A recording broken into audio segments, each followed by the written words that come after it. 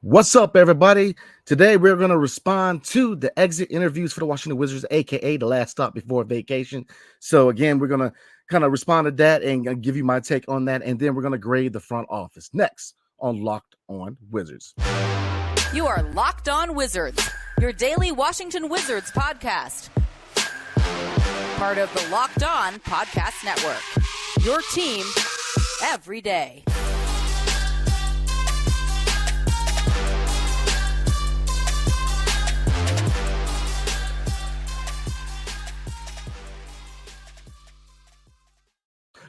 What's good, everybody? It's your boy Brandon Scott again, and I appreciate you guys making Locked On Wizards your first listen every single day. We are free and available wherever you get your podcasts and on YouTube, part of the Locked On Podcast Network, your team every single day. And tonight's episode is brought to you by Monopoly Go. I admit it, I have a competitive side, and as a big fan of Monopoly Go, the mobile hit twists on classic Monopoly. So join your friends and download Monopoly Go, now free on the App Store or Google Play. So let's get into it. We're going to respond and kind of talk about, and I'm going to give you my take on the exit interviews. I was present there today for the exit interviews. Now, I wasn't able to do the whole team, but I was there for Kyle Kuzma, Jordan Poole, Tyus Jones, Denny, Corey, Shaman, and Bilal. So a lot of good stuff, a lot to talk about, a lot to unfold here, but let's get into it. And then we're going to do grades for the front office, look how the draft picks panned out, and look at the midseason trades and go from there. So again, appreciate you guys tuning in. So let's get into my reaction to the exit interviews today. Like I said, I was able to be there today at the practice facility near St. Elizabeth, based off of Malcolm X Boulevard in Southeast. And a lot to unfold, man. A lot of good stuff. A lot of for you guys who are hopeful for the future. A lot of good comments, man. So let's get into it. Kyle Kuzma was the first guy to exit interview today, and a couple of big things kind of unfold with Kyle Kuzma, right? I asked him. I said, "Look, you're an NBA champion. You're a leader here in DC. Individually, what is the next step for you?" And most players, you would say, "All right, all-star. Or a personal accolade."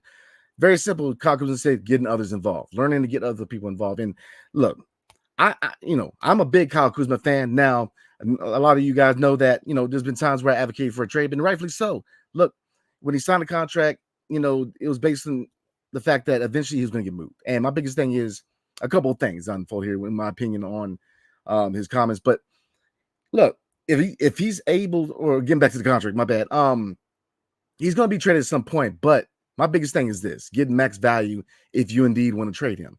Now, if you look at the fact that we probably have another 3 years in the rebuild, his contract is team friendly. Do we necessarily need to move him? No. But if you find a deal that's too good to pass up, definitely move him. So that's kind of where I'm at. I enjoy Kuz here in DC. I don't mind him being here for the next 3 years. As long as he's doing exactly what he said, which is get other people involved, which he was doing as the season unfolded. He was definitely getting other people involved. Now, early in the season, obviously, he was way too reliant on the three-point shot, on the jump shot. With his frame, definitely want to see him attack the basketball, and he was starting to do that. He was starting to attack the basket more, collapse the defense, utilize shooters on the outside, which led to a lot of good looks from Corey Kispert, Denny Yavia. The list goes on. So he was able to do that. His numbers aren't going to be miraculous, but we're getting better, and obviously the rebounding numbers went up. So, that comment, look, I have no problem with that. Like I said, he's got 3 years left. We have 3 years probably of a rebuild. So with him being here long term, don't have a problem with it. But that's kind of what you want to hear from a guy who wants to be here, because kind of goes into my next point, which is he generally wants to be in DC. That's kind of the vibe you get off Kyle Kuzma, man, from my interactions and the media's interactions with him today, which is he generally wants to be here. And like I said, I asked the question, you got that championship, you're a leader here. And, DC gets in the platform to be him as a player, be that scorer first guy. And now he, being a leader, he's learning to be a leader, which is find other ways to get other people involved. So, but look, and like I said, when, a lot of people are going to be like, Brandon, you're talking about trading him. And like I said, my thing is this: we don't necessarily need to go out and move Kyle Kuzma, but, if you find a deal that's too good to pass up, you have to get some value. But 3 years, I have no problem. It's a team-friendly deal. Like I said, the leadership. And here's another thing. It's refreshing for once to have a guy that wants to be in DC. So, that's my thing about the whole trade, not trade scenario. Like, I enjoy Kuz here. If you do find a deal that's too good to be passed up, you definitely move. But here's the thing, he's not necessarily bad for the rebuild because, the leadership and trying to get other people involved, and and it leads to several other points from other players. So let's get into the next player. Second on the docket was Jordan Poole, my man JP13. And let's start by saying shout out to JP13, my man Jordan Poole, because one of the first things he said that he acknowledged that he actually watches the show. So we know that JP13 is watching the show. So definitely shout out, definitely appreciate the free publicity, really, man, because you kind of gave me a shout out, man, right on the exit interview. So for you guys who want to kind of view the video for the exit interviews, they will be probably available tomorrow on the Washington Wizards YouTube channel. So definitely tune in. You hear my iconic voice, my crazy voice. So a lot of good questions from not only myself, but from a lot of people who cover the Wizards. So definitely tune in for that. But looking into Jordan Poole, other than the fact that he watches the show, obviously he probably wasn't happy with me early in the year. But here's the thing, I was very excited about Jordan Poole coming over from Golden State. And, obviously he took his L's and he got smoke on this platform. Me and E gave him smoke. There was criticism, but I think that we all can agree none of it was unwarranted. Obviously there were issues here and there. But my thing is this, very high on him right now. And the reason for that is, this dude took crap from every major sports platform in the country. I mean, he was a meme, Shaqtin' the Fool. I mean, this guy is a guy who's only 24 years old, took a lot of L's, man. And if you look at young guys, man, and the fact that confidence is such a big thing with young players, and you look at a guy like Ben Simmons, where with his criticism, why was he criticized? He was criticized for not improving a part of his game that could probably help his team win, which is, extending the floor, shooting a jump shot. His hesitancy to shoot even free throws damaged the team. And, the city, the organization, all they did was ask him to improve. And for some reason, his depression issues led to his back. I don't know what's going on. I'm not going to judge that. But Ben Simmons, obviously, he's probably not going to be in the league in 2 years. So look at the Jordan Poole. He responded. He worked. He took his L, took his 6-man role, flourished, took the starting role when Tyus went down, flourished. And now you're seeing that potential that we saw coming over from Golden State. And I say this again, man. He has not even hit his prime yet. He's 24 years old. So, I mean, you hate him, you love him. I definitely think that with his improved play and the fact that you're definitely seeing that potential, you have to consider him a future piece, in my opinion. Now, we don't know clearly what the organization's clear vision is going for, but you got to imagine in a rebuild when you got a 24-year-old guy who, in my opinion, his ceiling is all-star. You have to, he still has to be developed. And that's the thing that I lost forget about Jordan Poole also is that, coming over from a championship team, we expected him to be a finished product from the get-go. And obviously he had to acclimate going from a contender to a rebuilding team. But he still has to be developed, especially if he point guard looks like it's going to be his position. He's got to develop. He's got to learn how to be a point guard. So very high on him now, man. Like I said, look, you all know, man, me and E gave him a lot of smoke, man. But look, he has definitely improved his game. So got nothing negative to say. Something else he said, push the tempo. I asked him about pushing the tempo. With his ability to, attack the basket, collapse the defense, utilize outside shooters like Corey Kispert, Jenny Avia. The list goes on. PBJ. The list goes on. He's very in favor of that. And that is something that this team definitely wants to do going forward is push the tempo. Definitely attack the basket more. Definitely catch the defense off guard in transition. Definitely attack. So, like I said, there's a lot of variables. We don't know what the long-term outlook is going forward, but you better believe that they're probably looking at him being a point guard. Maybe for the future, maybe for the time being, but he's probably going to be the starting point guard next year because, look, Tyus Jones is unrestricted free agent. That may, there may be some favorable conditions in him coming back, and we'll talk about that in a little bit. But, for right now, he's the future point guard. So, he's got to develop, but, definitely pushing the tip, I think, is the best thing for his offense. I think this is a team that's shown that, I believe they were first in NBA in pace.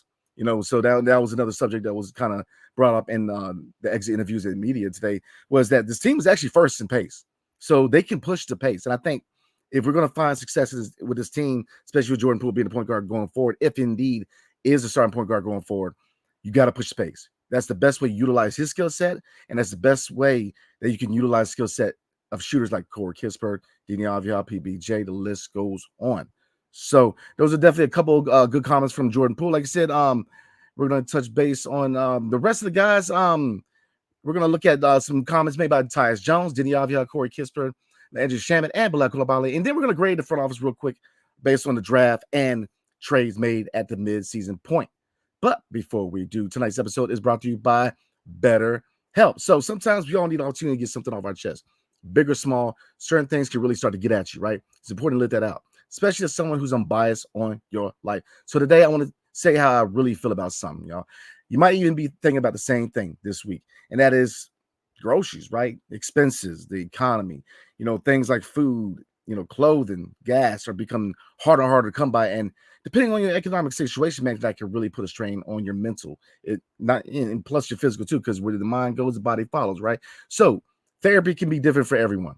Most of us have bigger problems than our favorite sports team. And it's important to get things off your chest every once in a while. So if you're thinking about starting therapy, give BetterHelp a try. It's entirely online, designed to be flexible and suited to your schedule. Visit BetterHelp.com/LockedOnNBA to get 10% off your first month. That's BetterHelp, HELP.com/LockedOnNBA. It's Locked On's NFL Mock Draft live on April 17th at 7 o'clock Eastern Time Zone. Streaming on Locked On Sports Today 24/7 streaming channel on YouTube or the free Amazon Fire TV channels app.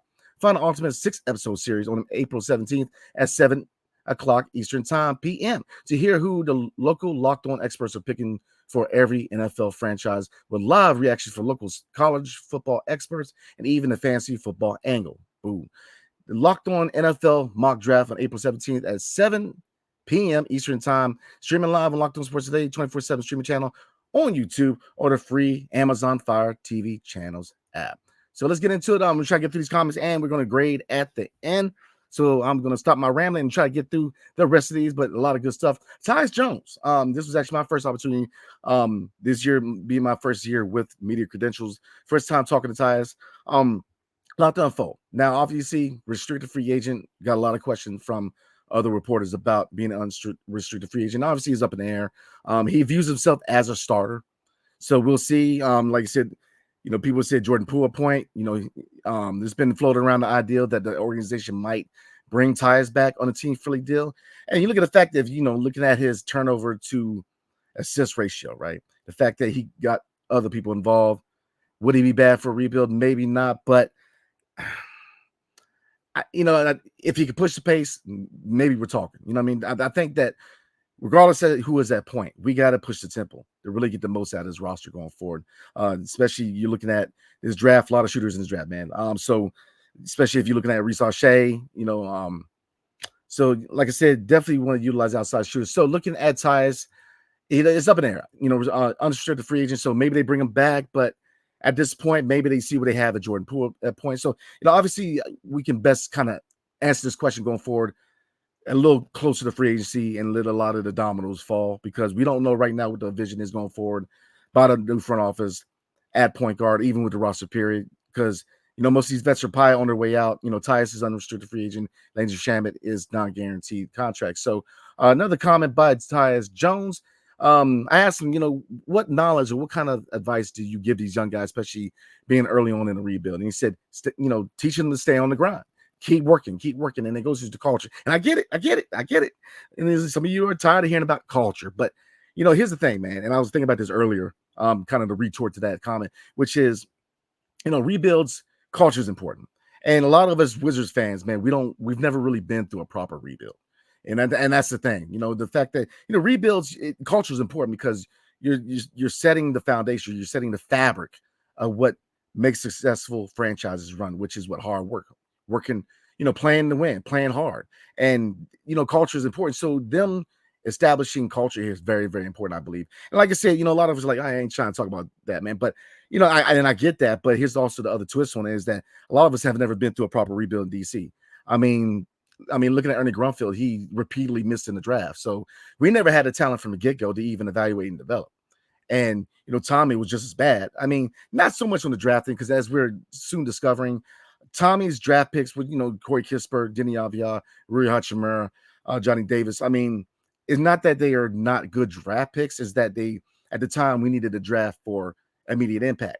And these guys needed to be developed. Rui needed to be developed.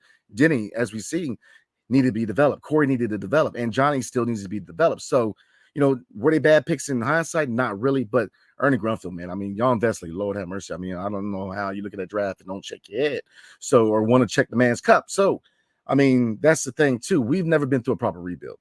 We've never been in a position where we had talent till now to develop. And now we're seeing talent being developed in Denny, Corey. We saw how Rory's doing in with the Lakers and even with Gafford, the fact that he's playing so well in Dallas, I think that has a lot to do. And he acknowledged that to us developing him. We do have a lot to do with his success in Dallas, in my opinion. So next guy was Denny Avia, my man Turbo. A lot of good answers, a lot of good questions. But what I got out of it was this comment really rang true to me with Denny, man, which is he said, I don't believe this rebuild is going to take as long as you guys think. And he was really speaking to the fan base, which he believes that there's a lot of good young talent already in the foundation. Now, obviously, look, this next draft coming up is a highly developmental draft. Obviously, nobody in the draft really is going to be able to come in and be an immediate starter, but highly developmental. With 3 picks coming up, we have the ability to find some young talent and develop them. And that's why I said that if you look at certain guys, like I said, you don't know what's going on the point guard, whether it's going to be JP13, whether it's going to be Tyus. We don't know right now. But looking at, Kyle Kuzma, do we necessarily need to move him at this point? Because the guy coming in or the gentleman coming in the draft aren't going to be immediate impacts. They're going to have to be developed. They're going to be, this draft is either you're raw offensively or you're raw defensively. There's no complete package barely in this draft. If you look at Reese Shea, defense ain't there, but the offense is. Where if you look at Sarr, the defense is there. The offense just needs to be fine-tuned. So pick and choose. So, looking at the draft, we got to develop, man. So that kind of goes. So looking at it, not going to take as long as you people think. Yeah, I mean, we have a foundation. Corey Kispert, next year's contract year. Every team needs a shooter. He's proven to be a 3-level scorer. You already got Denny on long term. Center position is going to be really questionable because one thing is Alex Sarr can play the 4, and he's been compared to Jaren Jackson. So really good comparison. Obviously, I mean, like I said, his offense needs to be fine-tuned. But his defense is a rim protector there. So you can imagine with Bags. I mean, could you imagine even with Vucevic, who's pretty much slotted to be the long-term answer at center, 2 7-footers at the 4 and 5. Ain't too bad, y'all. So, it's definitely something to think about. But at a center position, there's questions with that. And we're going to talk about my grade on the trades. But, Rashawn Holmes, he's got a player option. So you definitely, at his age and at the price tag of $12.6 million, he's going to enact that. We got another year of Bags and you got Vucevic. So it's going to be, the center position, you're probably going to have to wait until another year. And like I said, Sarr played a 4. So a lot of variables going forward, man. But let's see. We're going to get one more player to do an ad and get into the grades. So let's see. Next up was my man, Corey Kispert.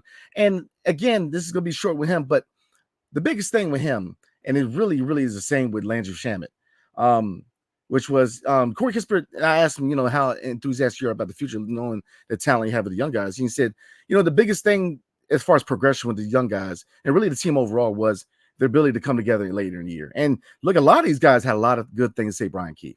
I will say that Brian Keefe got a lot of love from the players, and they got a reaction at him. He's very popular. I will say that as far as interacting with the players, that if not all of them, have a high opinion of Brian Keefe and acknowledge that when they decided to promote Wes Unseld Jr., they got a reaction out of Brian Keefe, man. And a lot of words came up: accountability. Holding guys to a standard. Those are things we said that was needed here in DC. And like I said, I asked Coach Brian Keefe, after the last home game against the Bulls. I said, I kind of asked about, is your goal to be the head coach? And obviously, his focus was on the Celtics, but we may have the head coach in the building. Hate him or love him, this team has high marks, and he's already won the locker room over. We're in a rebuild. Why not? I've become a really, really big fan of Brian Keefe, man. So I think that, look, he definitely has to be in consideration to go ahead and strip that interim tag away and make him the head coach. Because, look, I mean, Mike Budenholzer, a name floated out there. He's pretty much going to be the next Brooklyn Nets head coach. And Juwan Howard, he's been kind of off and on whether he wants to entertain NBA jobs. So, why wait for an uncertain guy to a certain degree when you already have the guy in the building? That's where I'm coming at. So, and then it kind of flows into Landry Shamet real quick. Same thing, Corey Kispert. He echoed that this team came together.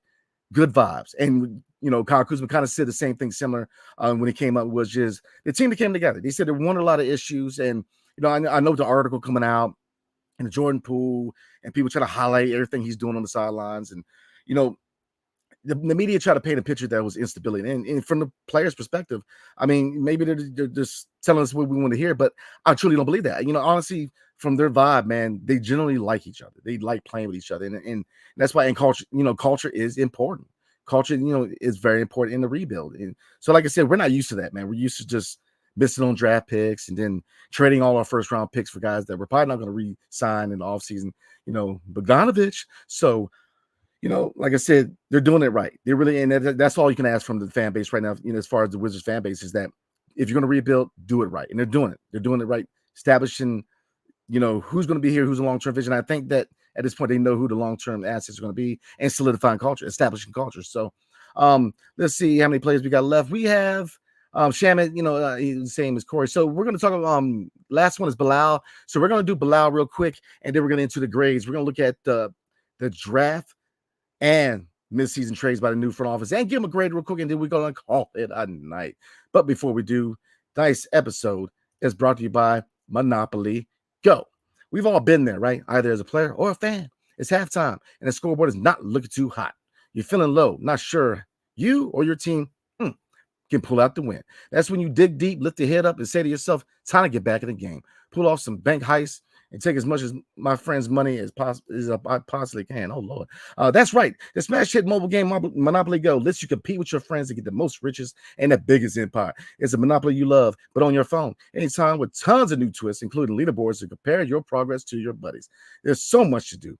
Play on countless dynamic Monopoly boards. Make your friends bankrupt by smashing their landmarks with a wrecking ball. Charge other players rent for your iconic properties. You can even work with your friends to crack open community chests, and in the tournaments get extra rewards and climb the leaderboard. So get back out there, put your game face on, and download Monopoly Go. Now free on the App Store or Google Play.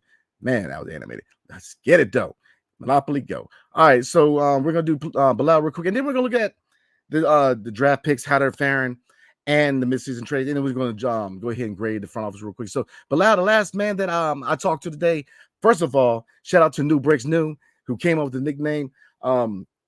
Be cool, man. Definitely shout out to my homie, man, because that was the first question I asked. I said, look, you know, Coos has got a nickname, Clutch Coos, you know, Turbo for Denny, you know, somebody wise I know came up with Be Cool, and he's heard it before. He said, I heard it before, and he's a big fan. So he was definitely a big fan of that nickname, man. So definitely, I think that is official, because people were starting to call him that when he was on the way out. So I think we went ahead and did it, man. We officially gave Bilal Coulibaly the nickname Be Cool.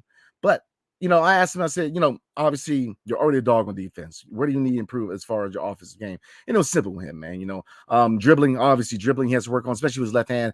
With his, he's better. He said at the exit interviews that his cast is about to come off, but they've been having him work exclusively with his left hand. So definitely working on his left hand, but, you know, having a more controlled dribble. And definitely something we want to see from him. And a 3-point shot, obviously a fast release, definitely putting himself in the best position to get the shot off. And, look, Bilal, man, once he finds the offensive game, we've definitely got a diamond in the rough. I think we all know that. Now, obviously, we kind of float into the next subject, how we're going to grade the front office of Will Dawkins, man. We're going to go to the GM. Now you can go Michael Winger in there, but we're going to go to the man, the decision maker. So, a lot of time it has been given to Will Dawkins, man, rightfully so. So looking at the draft, it's kind of like you Commanders fans that, expected Christian Gonzalez and you got Emmanuel Forbes. A lot of people thought Cam Whitmore. Why is that? Local talent from Baltimore area. NBA ready, as he showed this season with the Houston Rockets, guy who could come in and start right away, or not start away, but definitely contribute right away. But they surprised everybody. They traded with the Indiana Pacers to get Bilal Coulibaly. Now, look, we know what he is coming out of draft, very raw offensively. He has some things to work on. He knows that. We know that. Look, it's known. But defensively, he shows the promise of a guy who could be an all defensive team guy, in my opinion. His intangibles, his defensive presence, his instincts. He's already got it. So we're waiting on the offensive side. Similar to Denny. Denny, man. I think the first game I went to, man, was the Spencer Dinwiddie years, man. The first time when I started really being able to afford to go. But I remember him, Bucks game, my first game going, man. He shut down Giannis, and you don't really shut down Giannis, but he played well against Giannis. But Denny shown the defensive presence. Now, now his offensive side is coming to fruition. So I'm telling you, man, with Bilal, when the offense comes, man, watch out, because we definitely found another really nice piece to this young foundation in the 202. So, like I said, looking at the draft, he's got the potential. You see the long-term potential. Now he's going to have to be developed. How long is it going to take for him to fine-tune his offensive skill set? A lot of it depends on him, right? Working hard, putting that work in the off season. They asked him whether he's going to be playing for Team France or whether he's going to stay. He's kind of up in the air right now, or as opposed to Summer League, as opposed to playing with Team France. It's kind of up in the air right now, but he definitely needs to work against some stiff competition, get his game up, definitely work on the offensive side, and I think he'll be all right. But like I said, the team's going to give him ample time to develop offensively, but how fast does he develop? That really, it falls on Bilal. And he's shown the ability, he's shown the work ethic to get it done, so I'm not too concerned. Obviously, looking at our second round pick, Tristan Vukcevic. Now, waited a little bit, but he has proven to be very, very, very polished offensively.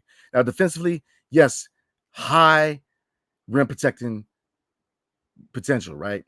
Now, his lateral defensive movement, I noticed that just from watching him, does need work. He needs work, shift his body laterally, because a lot of guys were targeting him.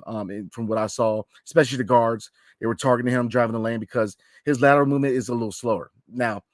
But he's shown the work. He hustles. He's shown the work. He shows a lot of potential. And I think that for once, Lord Hammers, for once, we hit on a second round pick. I mean, Yannick Zosa, he's on a milk carton. We don't even know where he's at. So I mean, the fact of the matter, we have a second round pick who came in and he showed promise offensively. He showed polishness offensively. The defense, he shows rim protecting potential, but lateral movement needs work. So, definitely fine-tuning him, definitely getting in the weight room a little bit. But yeah, I think he'll be all right, because once he figures out the defensive side, I kind of compare him to Jonas Valanciunas, a big who can stretch the floor. And like I said, looking into this draft, man, with his size as a 7-footer and with Alex R, I mean, 2-3 years from now, looking at your 4 and your 5, kind of like a tall lineup like the Cleveland Cavaliers with, Evan Mobley and Jared Allen, Vukcevic and Alex R as the 1-2 Twin Towers, man, ain't too shabby. I'm just saying. So I think this was a really good draft. It was they definitely drafted on potential as opposed to immediate impact, which, we're in a rebuild. They should have done. I'm not going to hit them for that. Definitely needed the draft on potential. And I get it.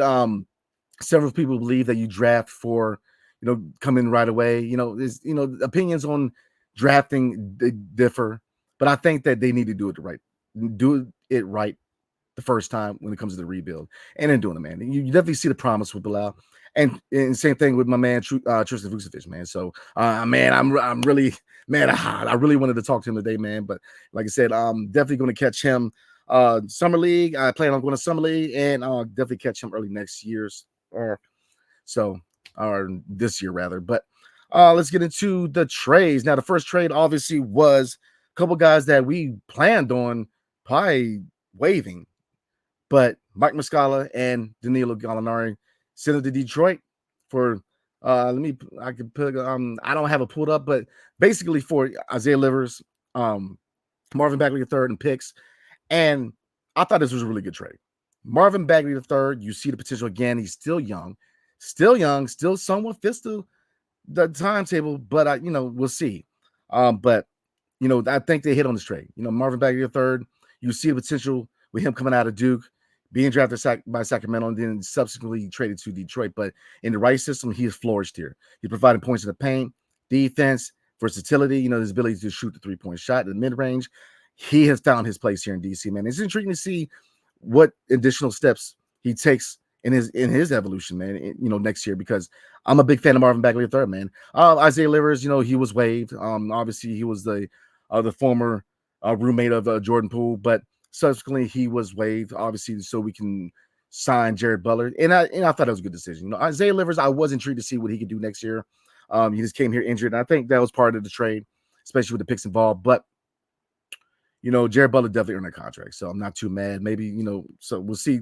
But that trade to me was a good trade. Now, looking at the other trade, right, at midseason, Daniel Gafford to the Dallas Mavericks for Rashawn Holmes and a first-round pick, which is going to be the Los Angeles Clippers pick, which I haven't looked, but last time was 24th.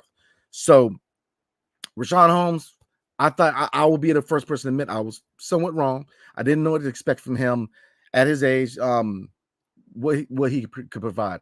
And he came in and he provided really good minutes, played high level, points in the paint, defense, was impressed. He came in and he contributed. Now, obviously, he has a player option next year. So, I mean, obviously, he's going to enact that. So we'll see. Maybe he wants to be picked up by a contender. Maybe he doesn't. But, he's in the later stages of his career, which I'm not going to call him old. I'm 38, So, but in the NBA world, once you hit 30, man, it's like people look at you different. So, he's definitely on the other side of the track as far as age in the NBA. So, I mean, I'm pretty much at a 95% chance that he's going to enact the player option. So, obviously, with him bags, do you make a move at center? You still got Vucevic. So, it's like I said, a lot of variables going forward. But do I like the trade? First round pick, yeah. We got assets. I know it was mandated by the owner, Ted Leonsis, to get another pick, and I agree. Yes, this is a developmental draft, but you can't have enough picks. We have the ability to get, maybe even trade up and trade up into the lottery. So, there's definitely a lot of good talent in this draft, in my opinion. If you develop the talent right, in my opinion, there's about 7 guys in this draft who can legit be all-stars, in my opinion. But they have to be developed right. They have to be in the right system. They have to have the right environment for them to prosper and develop right. So, and that's definitely the environment we want to set up here in DC. Definitely want to show up the developmental staff, which we have. Definitely if you look at David Vanderpool and Brian Keefe and their record as far as development, definitely hits the mark. And that's what I'm saying. I'm advocating he could be the next coach. That's all I'm saying. But where did we grade it before we roll, guys? Where did we grade Will Dawkins on his draft and his trades? Man, like I said, I didn't mind both trades. Now, I personally do like Gaff. I didn't want to see him go, man.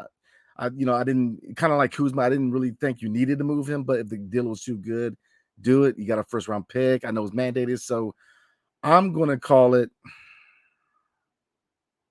I'm gonna give him an A-.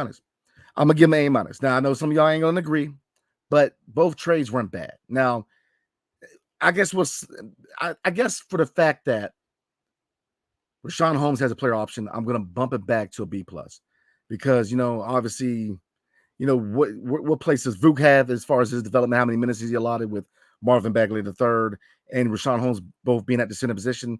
Now, it's not to say they don't maybe move Marvin Bagley III. He's on an expiring contract, so he's definitely tradable, especially exhibiting that he definitely has a lot left in the tank. But, maybe Vuk sits behind Rashawn. So right now I'm going to give it a B+, but it's pending. It's kind of like getting your sentence, suspended. I'm going to suspend the grade right now. Right now it's a B+, but if they do move Marvin Bagley III, which I don't really want them to, but I get it. Priority has to be development. So it could potentially be an A-, but I'm going to give them a B+. Both trades were pretty good trades, in my opinion. Like I said, with Detroit, you found a still young piece in Marvin Bagley III, who was shown in his system he can flourish. And then looking at the trade with Dallas, you got to pick.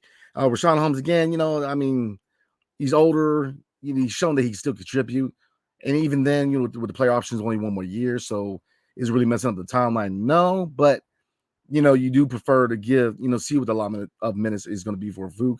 So, in my opinion, ultimately, it's going to come down to a choice between Rashawn Holmes and Marvin Bagley III in the offseason, because they have to prioritize, Vucevic. And maybe they give minutes to Vuk at the 4, but we'll see what division going forward more clearly as we get closer to the free agency period and the draft. So, again, we covered a lot tonight, guys.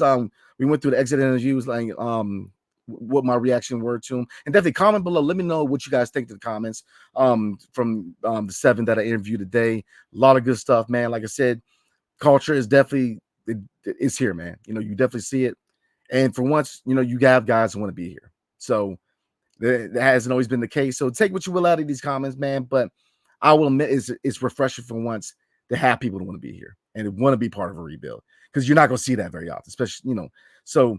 Take what you definitely comment below. Let me know what you guys think, and let me know what your grade is, man. I thought the 2 trades were all right. And I think that looking at the draft, Bilal Coulibaly, man, he's definitely, you see potential, man. You do. And with Tristan Vucevic, Vucevic, sorry, you definitely see what he can do. They both have work to do, but I think we definitely hit them both picks. So definitely let me know what you guys grade. So again, appreciate you guys, man. Definitely appreciate you guys rocking with me. First episode without my man E.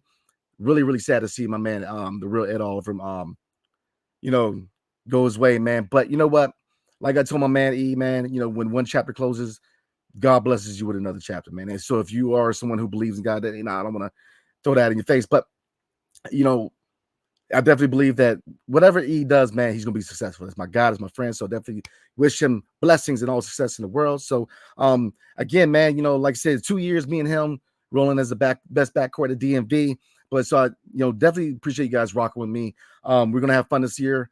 We're definitely gonna chop it up like we always do, man. So again, I appreciate a lot of you guys with a lot of love you show me. So looking forward, man. You see light at the end of the tunnel. So again, appreciate you guys, man, for rocking with me. So Locked On has launched the first ever national sports 24/7 streaming channel on YouTube, and now it's also available on Amazon Fire TV and the Free Fire TV channels app. Locked On Sports Today is here for you 24/7, covering the top sports stories of the day with the local experts of Locked On, plus our national shows covering every league. Find Locked On Sports Today now available on the Free Fire TV channels app. Yes, sir. So again, appreciate you guys, man. Like I said, we for the rest of the week, we're gonna do grades. We're gonna be grading the players, the coaching staff. Unfortunately, we're going to have to do Wes, and we're going to do Brian Keefe. So we're going to do grades. I'm going to do a lot of draft stuff coming up, man. A lot of we're going to look at mock drafts, position by position. We're going to have special guests come on, man. So we have a lot of good content. I get it, man. The off season can tend, especially after the draft and after free agency, can tend to be the dog days, right? But we're going to get through it, man. We're going to have some fun. We're going to chop it up like I always do. And again, I'm going to do every Friday is going to be a live Q&A, man. So definitely rock with your boy every Friday at 7 o'clock or 8 o'clock, one of the two. But definitely rock with your boy, man, every Friday night with a live Q&A to chop it up with your boy to kick off the weekend like we always do. So again, appreciate you guys, man. I will see you guys tomorrow night. Hail to the Wizards and peace. See you guys next time.